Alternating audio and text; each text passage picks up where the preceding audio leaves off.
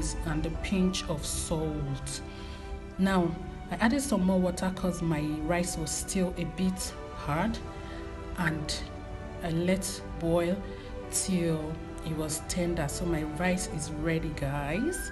Okay, so I'll be frying my vegetables. My oil went into the pan first, added my onions, my liver went in next, and then my green bell and my spring onions, and then I'll be adding my red bell to a stir, and then I start adding my cooked rice bit by bit, and I stirred at interval.